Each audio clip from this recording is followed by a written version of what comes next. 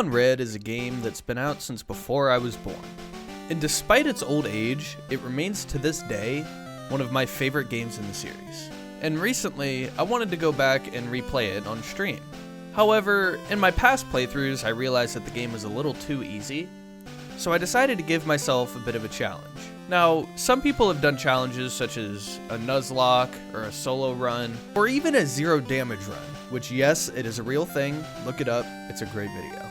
But since I'm a sissy little baby, and I didn't want to spend the next month doing a Pokemon challenge, I decided to do a run that wasn't quite as difficult, but still made me think outside the box.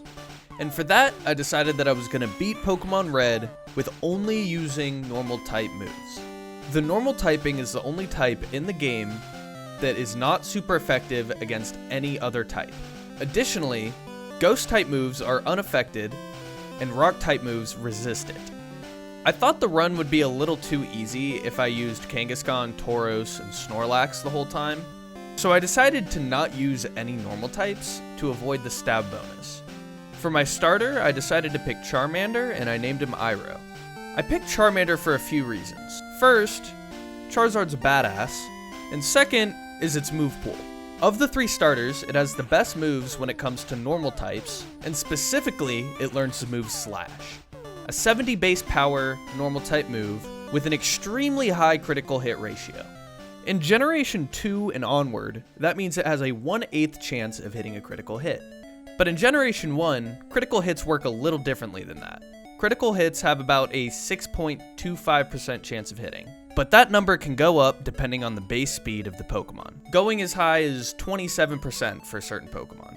And the way that Slash is calculated, if a Pokemon has a base speed of 100, which Charizard does, you are essentially guaranteed a critical hit with Slash. But enough of that, let's jump into Brock. As the first major battle of the game, Brock was actually pretty easy. I only needed to get to level 16 and evolve Iroh to a Charmeleon to beat Geodude. And getting past Onix was for the most part easier than Geodude. But that's only because Onix has the move Bide. Whenever Onix would use the move Bide, he would get locked into a 2 to 3 turn charging state. And if you don't damage him at all during that time, he won't damage you when it comes time to unleash his energy. So whenever he would Bide, I would just hit him with a Leer or a Growl, lowering his stats, and then, once it was safe to hit him, I would use Scratch. I went from doing about 1 HP per hit to about 15% of his max HP per Scratch. I repeated this a few times, eventually defeating Brock, earning myself my first badge. After making it through Mount Moon, I decided I would fight my rival first because I wanted a few more levels before I fought Misty. Now, jumping into the rival fight, it was very easy. I just had to spam Scratch until I fainted all of his Pokemon. Everything except for the Squirtle went down pretty easily. Each attack from the Squirtle though was a little bit worrying because it did about a quarter of my health each time. But it was around here that I started to notice that there was a looming issue with this challenge. Being limited to normal type moves doesn't just mean that I can't hit super effective attacks, but because normal type is a physical attack in this generation, it limits the amount of strategies I have going into a battle. A lot of the battles throughout this run ended up being just spamming my most powerful move until I won. However, one of the only reasons this only works with normal type moves is because most of the status moves in this game are normal type. Meaning, if I wanted to do this with fire type moves, for example, I'd be limited to just 5 attacks, all of which just being stronger variants of each other. Misty was really the first time in this run that I found myself challenged. And by that I mean, I one-shot the Staryu, but when it came to Starmie, it hit a lucky critical hit on me, bringing me down to 12 HP. But after that, I took her out with one more shot, and swiftly received the Cascade Badge. I made my way down to the SS Anne, where I picked up the TM for Body Slam, and also had a quick battle with my rival Sasuke. And that went just as every other battle in this run has gone so far, of just spamming Scratch or Mega Punch whenever I felt like spicing it up a little bit. There isn't much more to say to this fight, except for the fact that I did end up missing a Mega Punch on his Wartortle, which I otherwise would have hit if I decided to teach Iroh Body Slam earlier, but for some reason I waited till after this fight to do so. After I got cut, I went to Route 9 to get my next Pokemon, Voltorb. I went with Voltorb for a few reasons. Electrode is one of 2 Pokemon species that can learn the move Sonic Boom. Sonic Boom is a normal type move that does exactly 20 health points of damage per hit. and Electrode has higher base speed than any other Pokemon in the game. And I named him Botorb after one of my subscribers. Making it out of the depths of Rock Tunnel, I found myself with a hankering for some childhood gambling. When I made it there though, I discovered it was the hideout of an evil crime syndicate known as Team Rocket. I wanted to do a little bit of vigilante work, so I went down into the basement and I challenged their boss to a high-stakes Pokemon battle, all for a pair of sunglasses. Using my newly evolved Charizard, I used Slash to quite literally tear through Giovanni's army of rock Pokemon. Because Slash is always a critical hit, it was about 140 base power per use.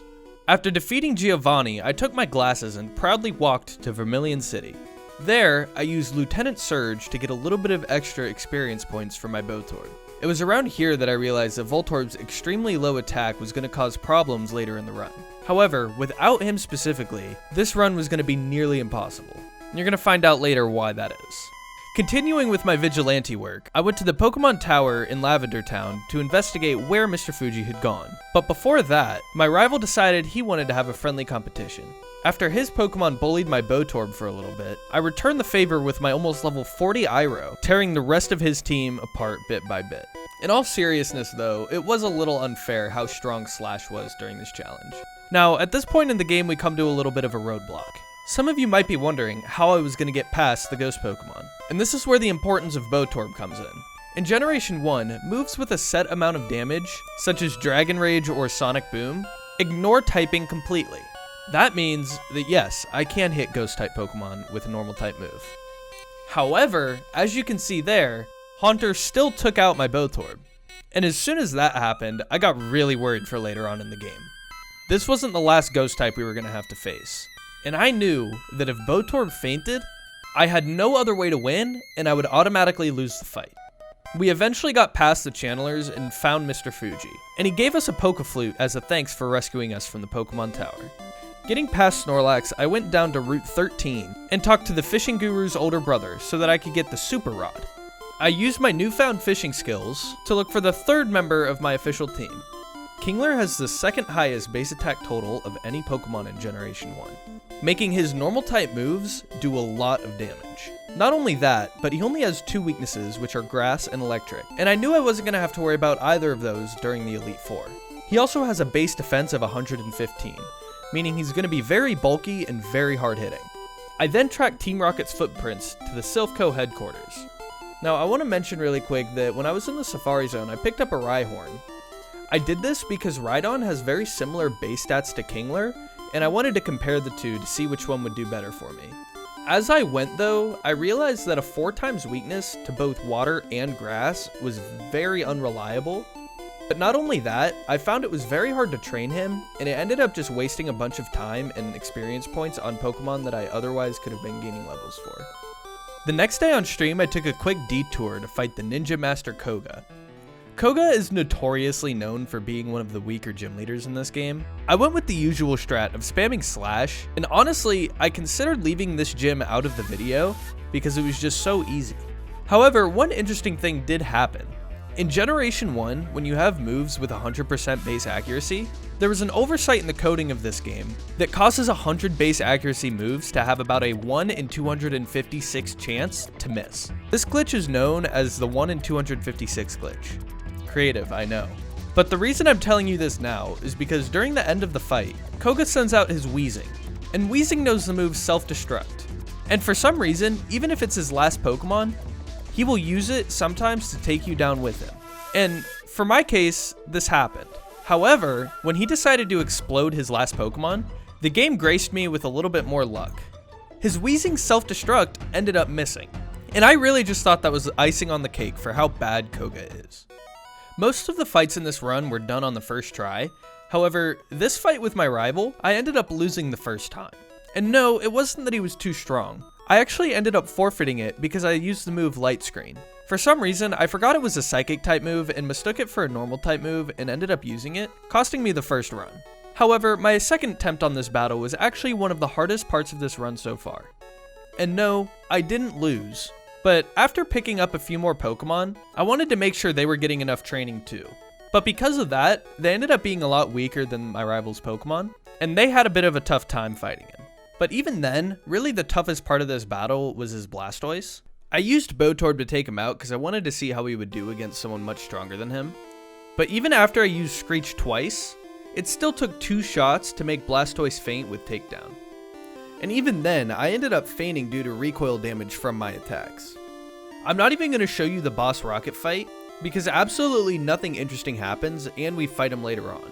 Just like Lieutenant Surge, I used Erica to get a little bit of extra experience points for my Kingler. It didn't really work though, considering the fact that 1 Razor Leaf was enough to take me out.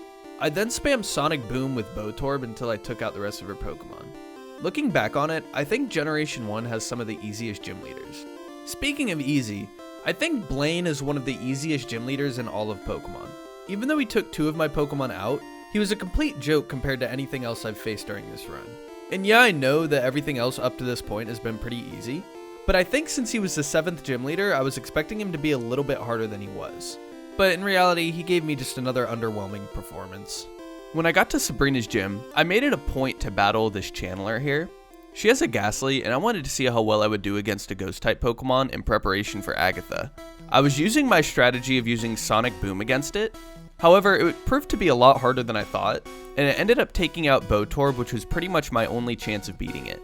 This made me very concerned with fighting Agatha later on, because Sonic Boom only does 20 HP of damage, and Agatha's Pokemon are going to have way more HP than this Ghastly here, considering she has Haunters and Gengars rather than just a Ghastly, and they're significantly higher level.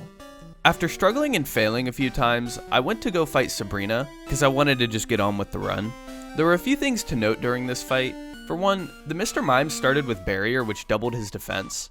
Once I took him out though, her Venomoth took 2 hits with Strength, and after struggling with the Channeler, I taught Bide to my Charizard. Now Bide is a set damage move as well, so it actually works the same way that Sonic Boom would, except it's going to be a little bit harder hitting. This Bide lasted 2 turns as opposed to 3, and Alakazam used Recover and Reflect, making it fail. And then I got hit with a Confuse, which caused Iroh to faint shortly after.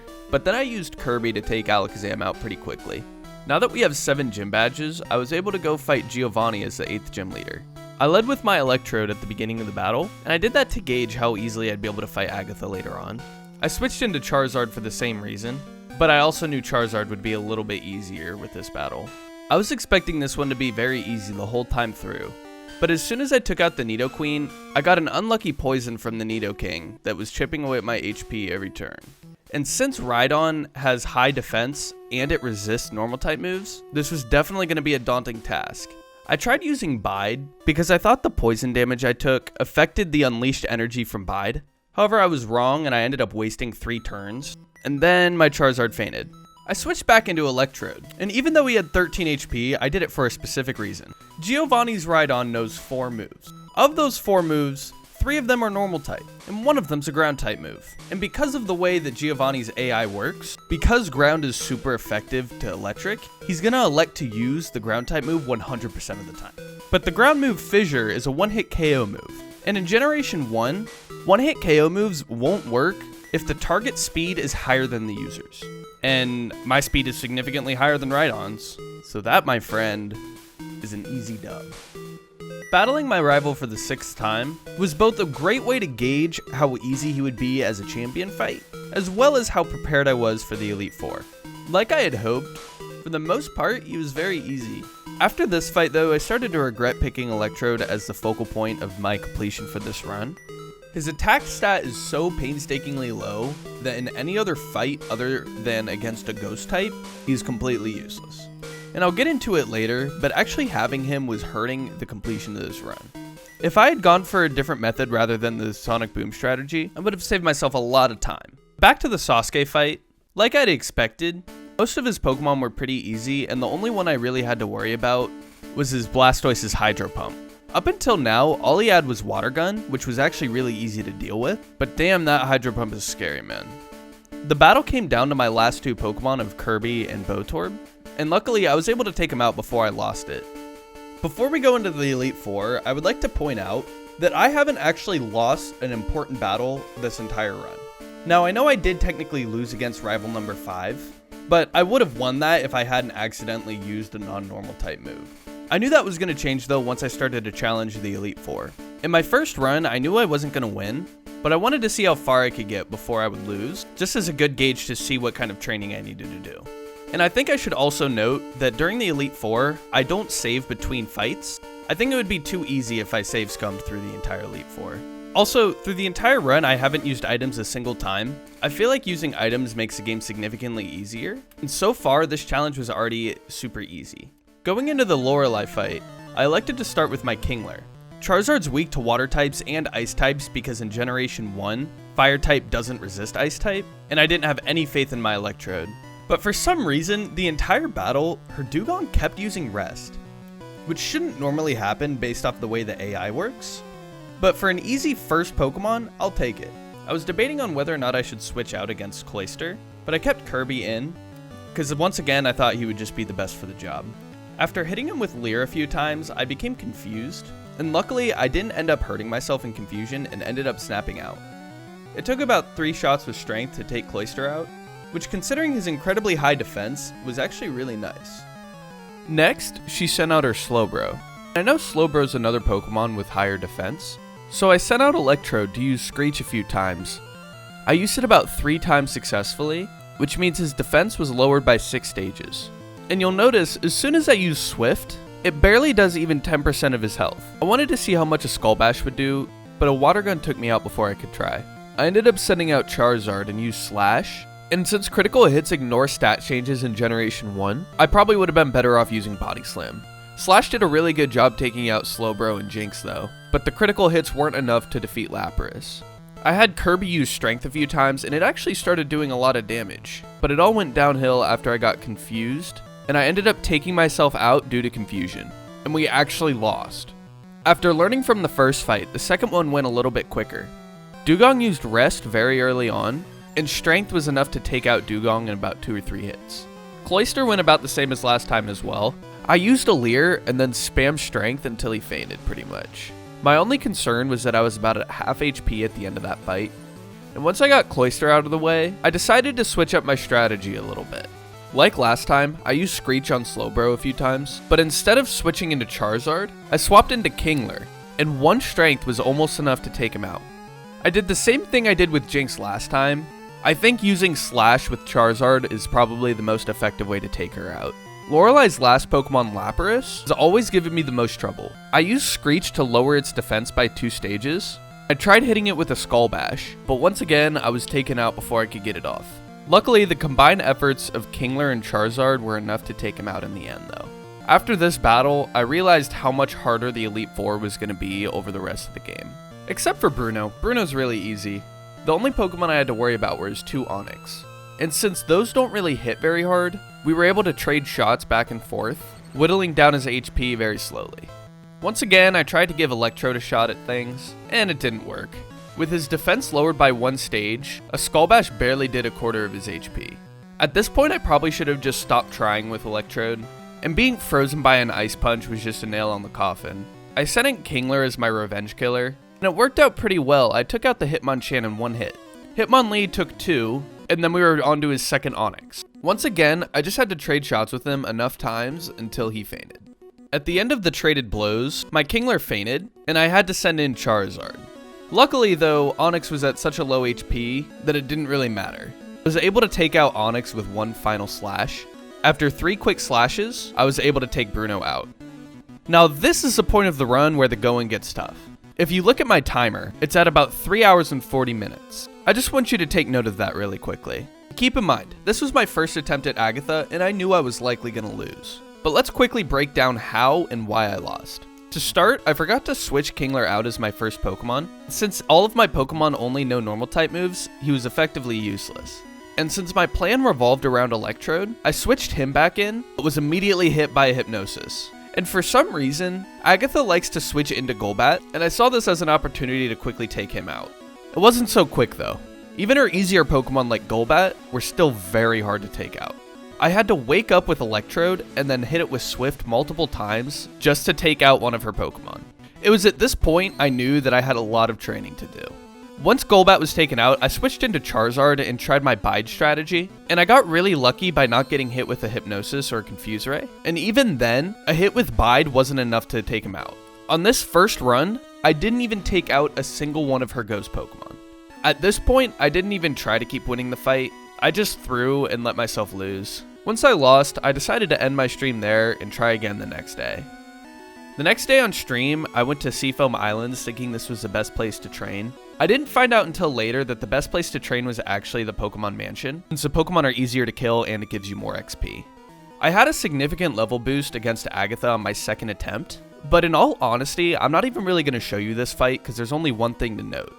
And that was that I was going to have to completely change my entire strategy. This was my first time using Sonic Boom against Agatha's ghost Pokemon, and look how little damage it did. But luckily, after I did some research, I learned that there was one other strategy I could try. There's a move called Mimic. And for the longest time, I thought it was Psychic type, but it's actually Normal type, meaning it's fair game. And what Mimic allows you to do is copy another Pokemon's abilities, meaning I could use Gengar's attacks against him. Someone in my chat questioned this, saying that I'm technically not using a normal type move. However, I disagree. I'm using the functionality of the move, which is to steal other Pokemon's abilities. However, I'm still using Mimic. And I use the argument that people have beaten the game with just a Ditto before. And in that run, they used Transform. But that still means that they only used a Ditto during that run.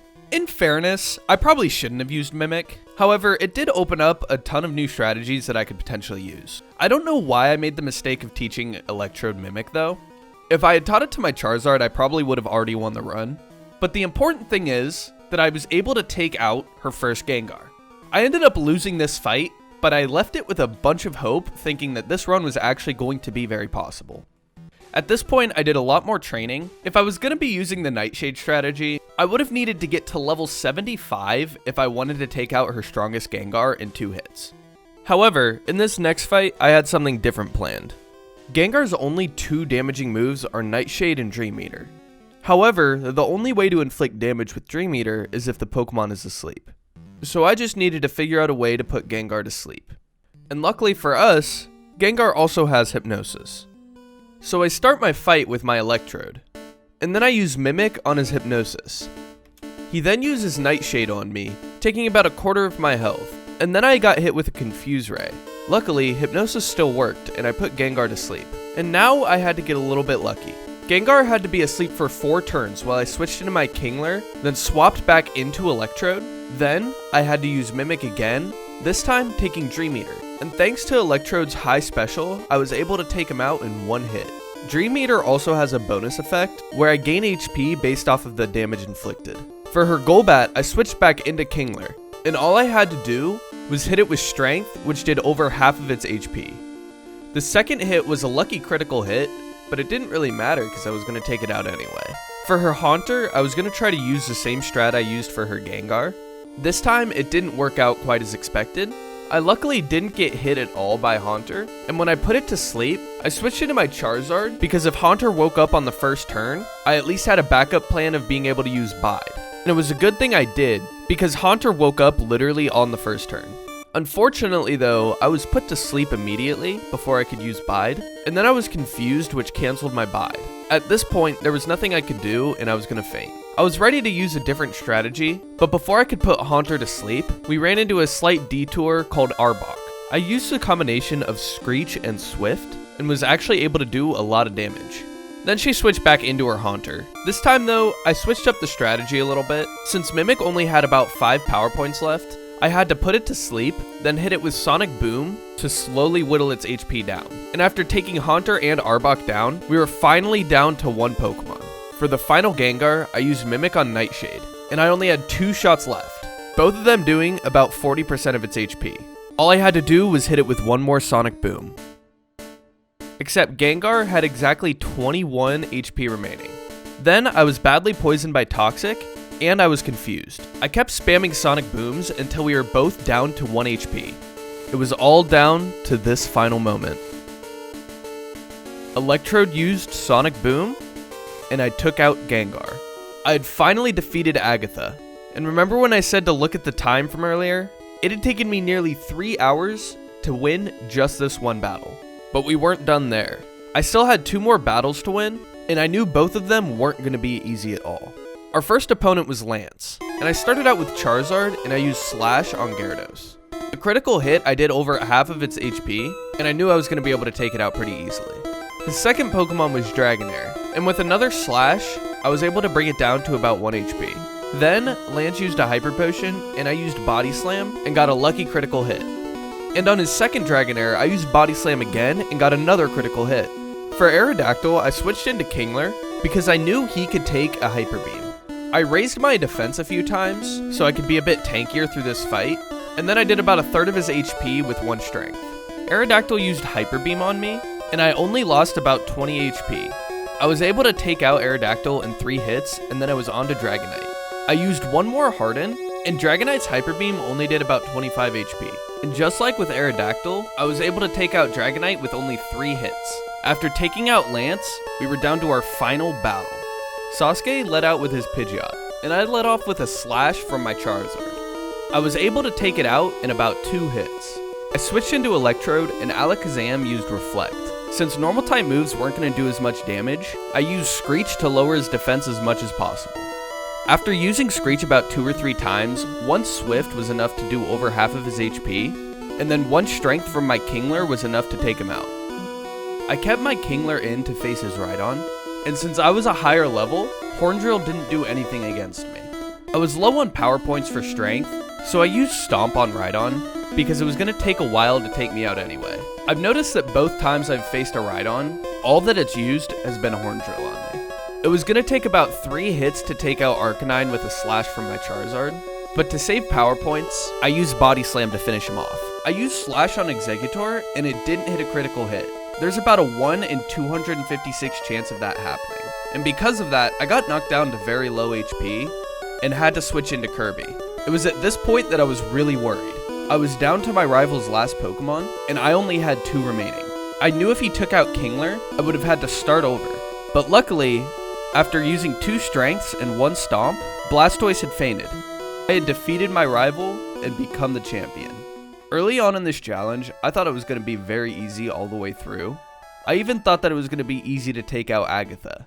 But this just goes to show that for every Pokemon challenge run, there will always be something that gets in the way. If I were to do this challenge one more time, I know for a fact I could shave off a few hours. But I don't think I want to do that for a little bit. If you have any other ideas for challenges, be sure to comment it down below. Right now, I'm attempting to beat Pokemon Crystal with each of the 3 Johto starters without evolving. If that's something that you seem interested in, please make sure to go check out my Twitch. That, along with all of my other socials, will be in the description down below. Once again, I just want to say thanks for watching this video. I've never tried doing content like this before, so if you liked it, please make sure to let me know. Peace.